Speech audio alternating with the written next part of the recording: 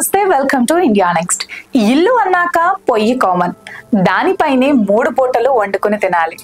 కానీ మనం మాట్లాడుకోబోయే ఊర్లో సీన్ రివర్స్ లో ఉంటుంది. ఆ గ్రామంలో ఏ ఒక్క ఇంట్లో వంటలు చేసుకోరు. ఇండియాలో ఉండే ఈ ఇంట్రెస్టింగ్ విలేజ్ స్టోరీ కూడా చాలా ఆసక్తికరంగా ఉంటుంది. అంతేకాదు ఎంతో ఇన్స్పిరేషన్ గా కూడా ఉంటుంది. ఆ ఊరు ఎక్కడ ఉంది, ఎందుకు అక్కడి వాళ్ళు ఇలాంటి ఆచారం పాటిస్తున్నారు అనేది తెలుసుకుందాం. ఈ ఊరు పేరు చందన్కి, గుజరాత్ లో ఉంది. చాలా రోజుల నుంచి ఈ పేరు తెగ వైరల్ అవుతుంది. సోషల్ మీడియాలో కూడా ఇదే గ్రామం హాట్ ట్రెండింగ్ గా మారింది. దీని వెనుక అసలు కారణం ఏమిటంటే ఈ గ్రామంలోనే ఏ ఇంట్లో కూడా పొయ్యి వెలగదు. మరి వీరందరికీ తిండెలా అంటారా? అక్కడికే వస్తున్నా. ఈ ఊర్లో ఓ కమ్యూనిటీ డైనింగ్ ఉంది. అక్కడే ఊరంతా భోజనం చేస్తుంది. అదెలా సాధ్యం? వండి పెట్టే వాళ్ళు ఎవరు అనే అన్ని ప్రశ్నలకు సమాధానం కూడా చెప్తాను. నిజానికి ఈ కమ్యూనిటీ డైనింగ్ ఐడియా ఆ గ్రామ సర్పంచ్ పూనంభాయ్ పటేల్ది.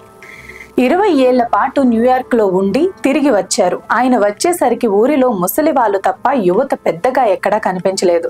దీనికి కారణం యువత ఉద్యోగాల కోసం నగరానికి వలస వెళ్లారు. దీనివల్ల గ్రామంలో నివాసం ఉంటున్న వృద్ధులు ఎక్కువగా ఉండటంతో వారు రోజు వారి పనులకు ఇబ్బందులు పడాల్సి వస్తుంది. పనుల కోసం నగరానికి వలస వెళ్లిన యువత వారి కుటుంబ పోషణకు డబ్బులు పంపేవారు, కానీ వృద్ధులు తమ పనులు చేసుకోవటానికి తీవ్ర ఇబ్బంది పడుతున్న పరిస్థితులు కనిపించాయి.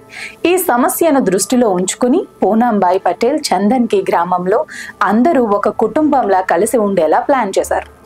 దీనికోసం గ్రామంలో కమ్యూనిటీ డైనింగ్ ఐడియాను ప్రారంభించారు.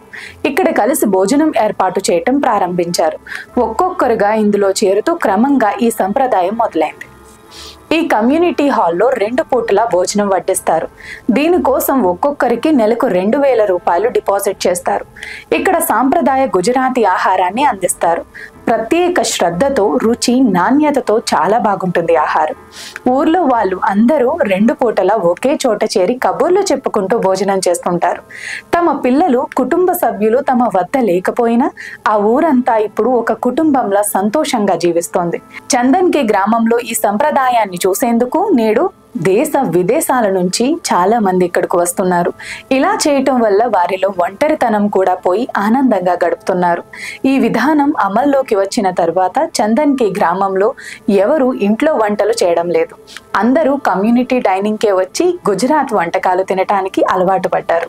వేర్వేరు కుటుంబాలకు చెందిన వారు భోజనం చేసే సమయంలో మాత్రం ఒకే కుటుంబంగా మారిపోతారు. ఈ విధానం చందన్కి గ్రామాన్ని సోషల్ మీడియాలో ఫేమస్ చేసింది.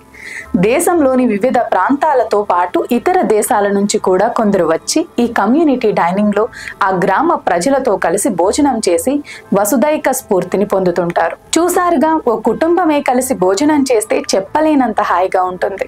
అలాంటిది ఊరంతా కలిసి భోజనం చేస్తే, అది కూడా ప్రతిరోజు చేస్తే, ఇది నిజంగా ఇన్స్పిరేషన్ ఐడియానే కదా.